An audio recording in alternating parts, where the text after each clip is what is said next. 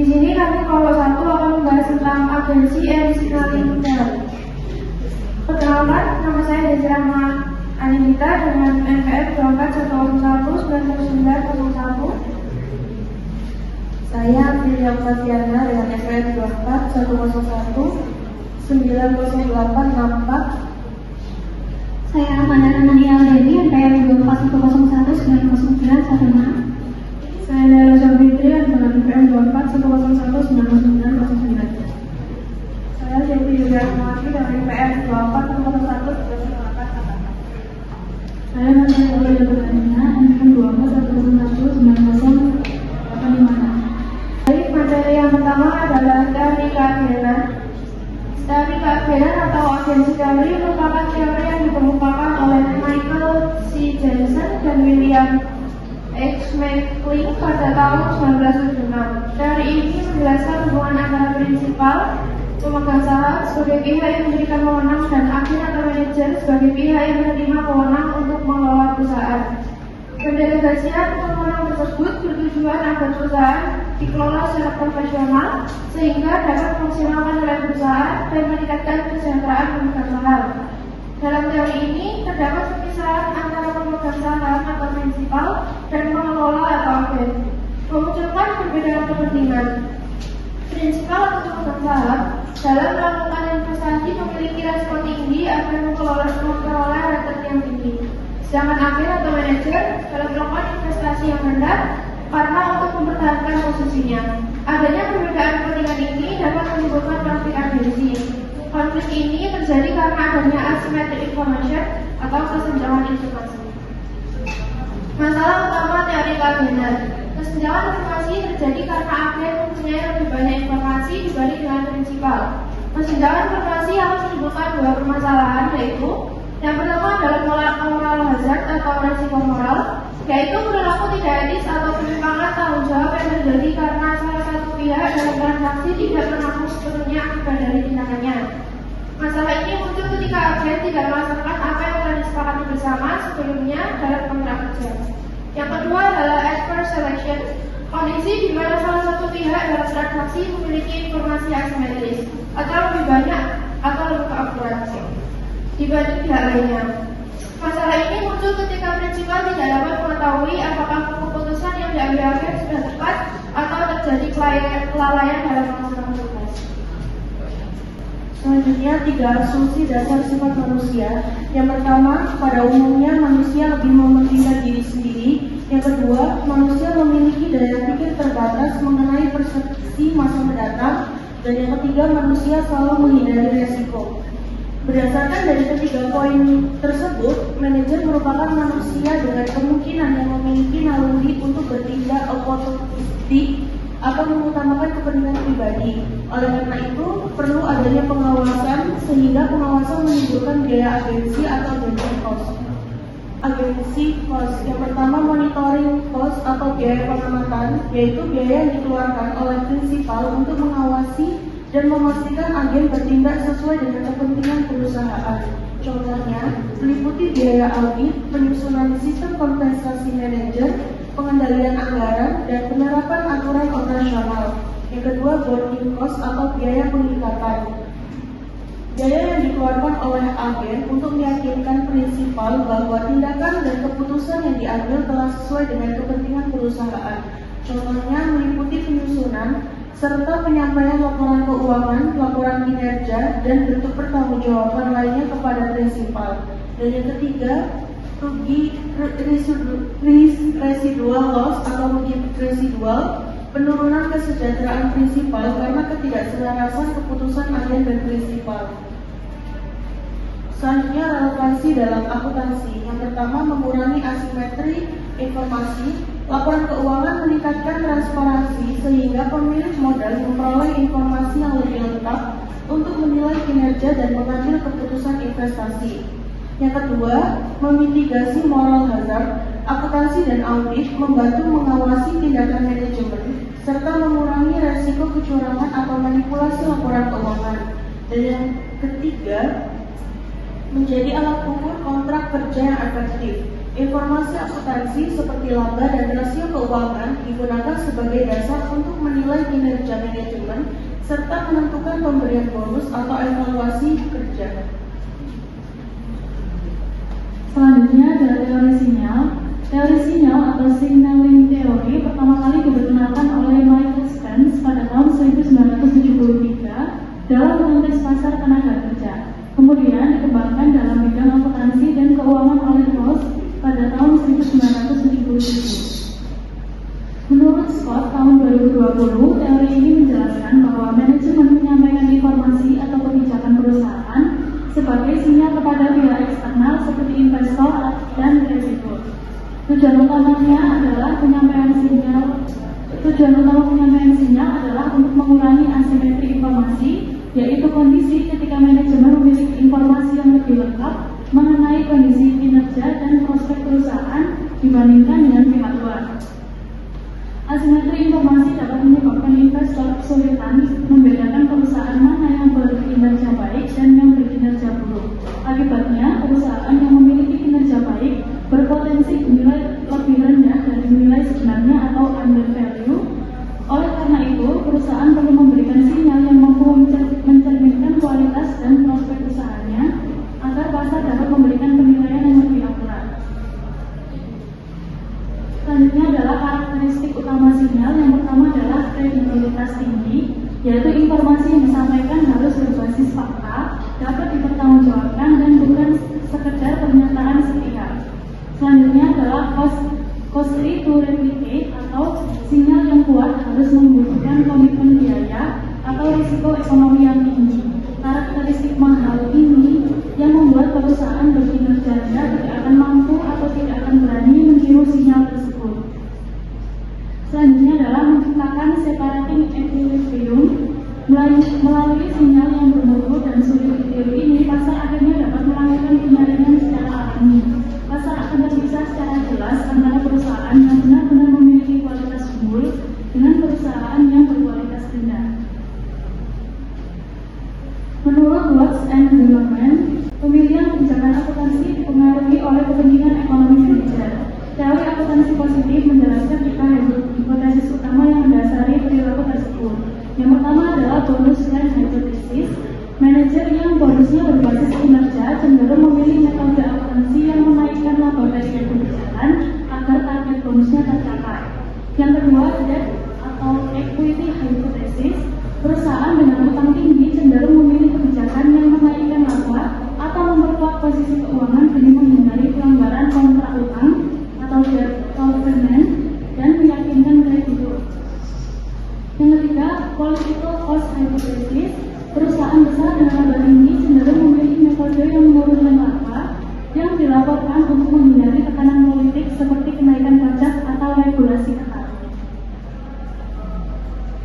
Bentuk sinyal dalam praktik akuntansi yang pertama, laporan keuangan dan kualitas laba. Laporan keuangan adalah media komunikasi berkala yang paling utama antara manajemen dan investor. Laba yang berkualitas adalah laba yang bersifat berkelanjutan masa depan dan benar-benar ditopang oleh arus kas masuk yang kuat dari operasional utama perusahaan, bukan sekedar manipulasi angka di atas kertas. Penyajian laporan keuangan yang transparan dan andal adalah sinyal kuat bahwa manajemen mengelola perusahaan dengan sehat. Yang kedua, kebijakan dividen.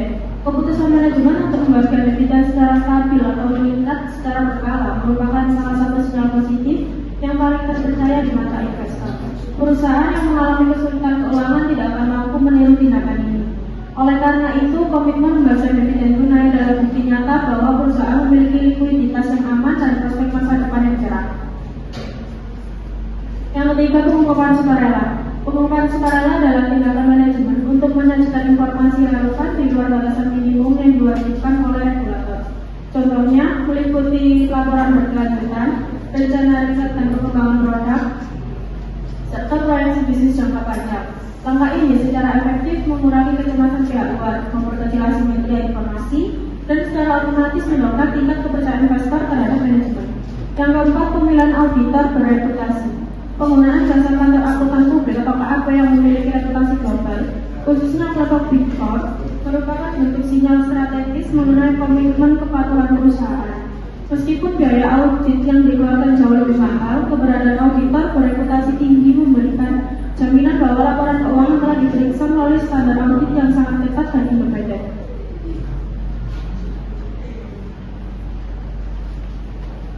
Selanjutnya, keterkaitan antara agensi teori dan signaling teori.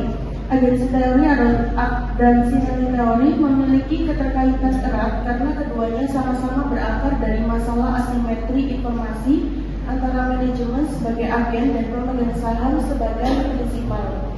Dalam agensi teori, asimetri informasi ini memicu konflik kepentingan dan memicu perilaku oportunistik manajemen, sehingga diperlukan mekanisme pengawasan ketat seperti audit independen dan laporan keuangan. Sebaliknya, signaling teori hadir sebagai solusi di mana manajemen secara aktif mengurangi kesenjangan informasi tersebut dengan cara mengirimkan sinyal positif yang kredibel kepada pasar. Sinyal positif ini dapat direalisasikan melalui penyajian laba yang berkualitas, pembagian dividen tunai, pengungkapan informasi sukarela, hingga penggunaan jasa auditor bereputasi. Kedua teori ini saling melengkapi di mana agensi teori menjelaskan mengapa pengawasan itu diperlukan, sedangkan signaling teori menunjukkan bagaimana manajemen membangun kepercayaan pemegang saham. Kesimpulannya, semakin tinggi kualitas sinyal yang diberikan oleh perusahaan, maka akan semakin kecil tingkat asimetri informasi yang terjadi, sehingga secara otomatis dapat menurunkan potensi konflik keagenan di antara kedua belah pihak.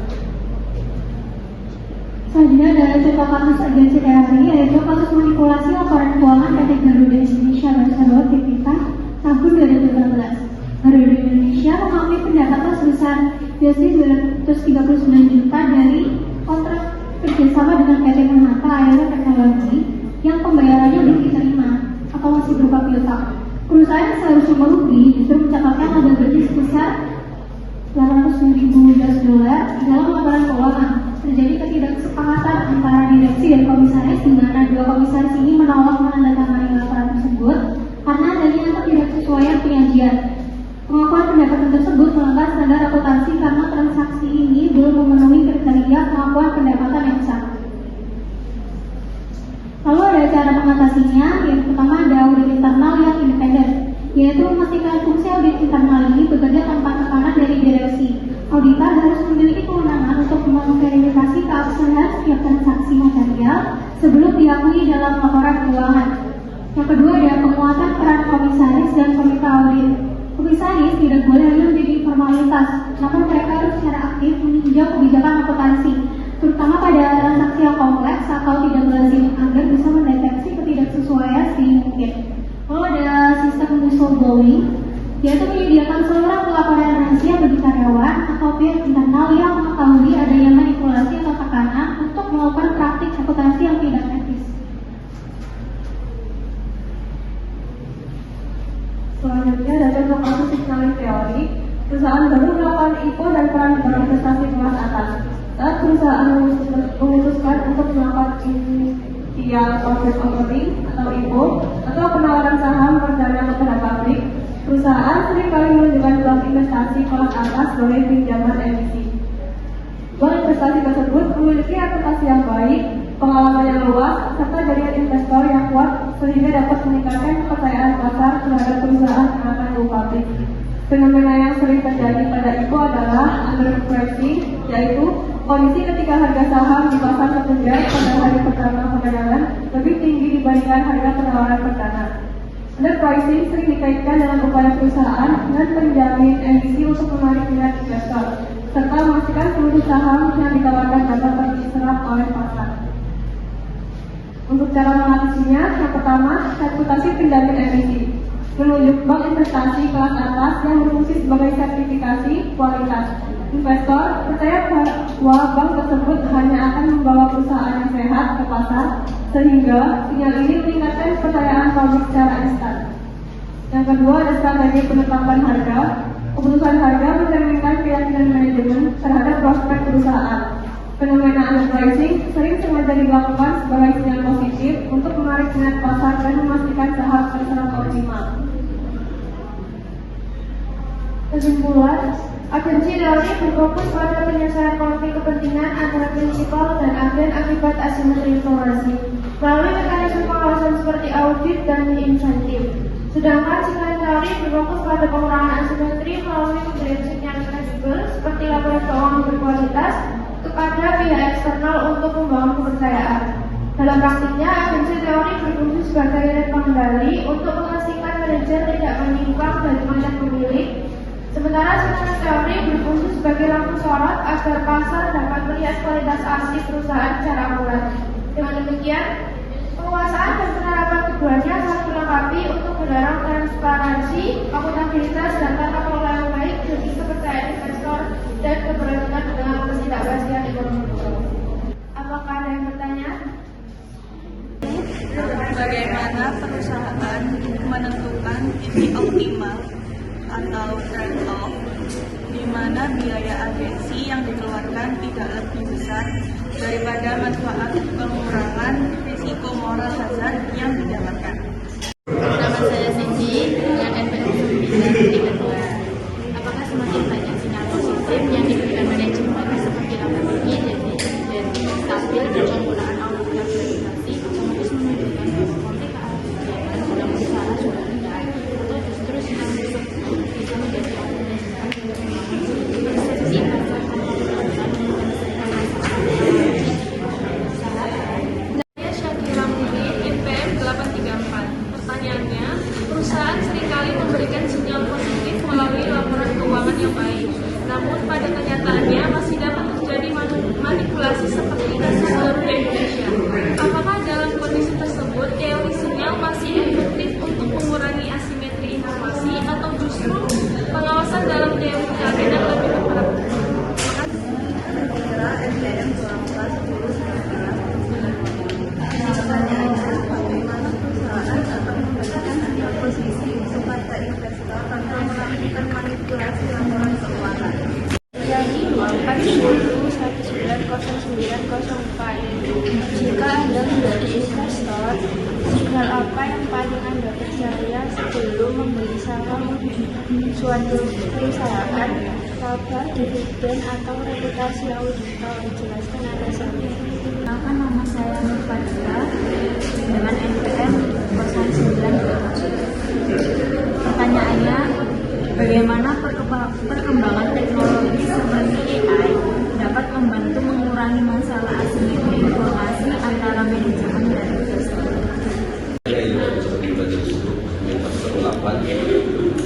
Dalam kasus signaling teori, jika ada perusahaan yang ingin melakukan IPO, tetapi kondisi perusahaan saat itu merugi atau laba negatif, sinyal apa atau sinyal transfer apa yang paling efektif untuk meyakinkan investor? Menurut Anda, bagaimana penerapan agensi teori dan signaling teori dapat meningkatkan tata kelola perusahaan atau corporate governance? Konflik kepentingan antara prinsipal dan manajemen agen atau agen dapat terjadi dalam satu perusahaan. Izin menjawab pertanyaan Syakira. Perusahaan menentukan titik optimal melalui penerapan mekanisme pengawasan yang efektif namun tetap efisien. Meliputi yang pertama adalah biaya pengamatan atau monitoring cost, yaitu mengeluarkan biaya audit, penyusunan sistem kompensasi, dan pengendalian anggaran untuk memastikan agen bertindak sesuai kepentingan perusahaan. Kedua ada biaya peningkatan yaitu bonding cost, di mana agen atau manajer mengeluarkan biaya untuk penyusunan laporan keuangan dan kinerja guna kaitan prinsipal. Ketiga ada keseimbangan yaitu titik optimal tercapai ketika biaya-biaya tersebut mampu menekan residual loss atau penurunan kesejahteraan prinsipal akibat ketidakselarasan keputusan tanpa membebani perusahaan secara berlebihan, sehingga tata kelola yang baik tetap terjaga. Apakah menjawab? Selanjutnya, saya akan jawab pertanyaan dari Syakira. Perusahaan seringkali memberikan sinyal positif melalui laporan keuangan yang baik. Namun pada kenyataannya masih dapat terjadi manipulasi seperti kasus Garuda Indonesia. Apakah dalam kondisi tersebut teori sinyal masih efektif untuk mengurangi asimetri informasi atau justru pengawasan dalam teori keagenan lebih berperan penting? Jawabannya, dalam kondisi di mana terjadi manipulasi, kedua teori tersebut tetap memiliki peran masing-masing. Namun, pengawasan dalam teori keagenan lebih berperan penting sebagai rem pengendali untuk mencegah perilaku oportunistik manajemen, karena teori keagenan memberikan mekanisme pengawasan seperti audit internal, penguatan peran komisaris, dan sistem whistleblowing untuk memastikan agen bertindak sesuai kepentingan prinsipal. Sedangkan teori sinyal memang bertujuan mengurangi asimetris informasi. Namun, ketika terjadi manipulasi, sinyal yang dikirimkan menjadi tidak kredibel atau tidak memenuhi kriteria positif to replicate yang benar. Oleh karena itu, pengawasan yang ketat atau teori keagenan diperlukan agar sinyal yang dikirimkan ke pasar tetap merupakan informasi yang jujur dan dapat dipercaya. Jawab pertanyaan dari Cindy. Jawabannya, sinyal positif yang banyak tidak otomatis menunjukkan rendahnya konflik agensi. Sebaliknya, hal tersebut bisa menjadi sinyal palsu jika tidak dibarengi dengan mekanisme tata kelola internal yang kuat.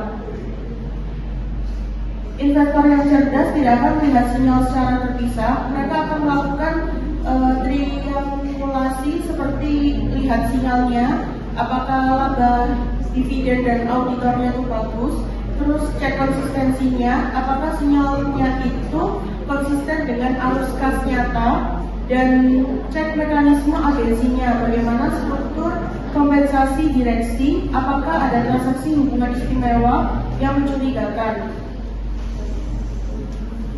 Jadi sinyal itu hanyalah bahasa yang digunakan oleh manajemen untuk berbicara kepada pasar. Masalahnya bahasa bisa digunakan untuk berbohong atau untuk jujur. Jadi disinilah peran pengawasan atau teori keagenan tetap menjadi kunci utama untuk memvalidasi apakah perkataan manajemen sesuai dengan tindakan nyata di dalam perusahaan. Apakah sudah menjawab, Cindy? Menjawab. Terima kasih. Baik, saya akan menjawab pertanyaan dari Akila. Jawabannya, perusahaan dapat memberikan sinyal positif yang kredibel dengan cara menyajikan informasi yang benar-benar mencerminkan kondisi dan prospek perusahaan dengan melalui yang pertama adalah kualitas laba atau earning quality, yaitu menyajikan laporan keuangan yang transparan dan andal, di mana laba yang dilaporkan bersifat berkelanjutan dan didukung oleh arus kas masuk yang kuat dari operasional utama. Yang kedua, melalui kebijakan dividen, yaitu menggantikan dividen secara stabil atau meningkat secara berkala sebagai bukti nyata likuiditas yang aman dan prospek masa depan yang cerah. Yang ketiga, yaitu pengungkapan sukarela atau voluntary disclosure, yaitu menyajikan informasi relevan di luar batasan minimum yang diwajibkan, seperti laporan berkelanjutan atau proyeksi bisnis jangka panjang. Dan yang terakhir, pemilihan auditor bereputasi, yaitu menggunakan jasa pakar akuntan publik atau KAP dengan reputasi global untuk menjamin bahwa laporan keuangan telah diperiksa melalui standar audit yang ketat dan independen. Abang sudah menjawab? Menjawab pertanyaan dari Eldorado. Yang pertama adalah sinyal reputasi pihak ketiga, yaitu menggunakan underwriter ternama dan auditor Big Four untuk menunjukkan kredibilitas melalui verifikasi profesional. Yang kedua adalah komitmen pendiri, yaitu menunjukkan bahwa pemilik tidak menjual sahamnya atau justru menambah investasi sebagai bukti kepercayaan terhadap masa depan perusahaan. Yang ketiga adalah transparansi prospek, yaitu menyajikan rencana bisnis detail dengan backlog pesanan atau paten yang jelas untuk membuktikan kerugian hanya bersifat sementara. Yang keempat ada alokasi dana ECO, yaitu menjamin dana digunakan untuk ekspansi produktif yang menghasilkan arus kas masa depan, bukan sekedar pelunasan utang.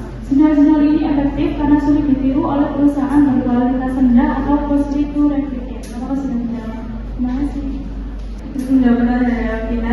Jika saya menjadi investor, sinyal yang saya jadikan penentu utama dalam mengambil prestasi adalah laba. Karena laba adalah sumber sesuatu, satu menggambarkan realitas bisnis dan laba menggerakkan harga saham. Tanpa laba, dividen tidak akan pernah ada dalam jangka panjang. Tanpa laba, perusahaan tidak akan memiliki arus kas untuk melakukan perbaikan, ekspansi atau bahkan sekedar bertahan dari usahanya.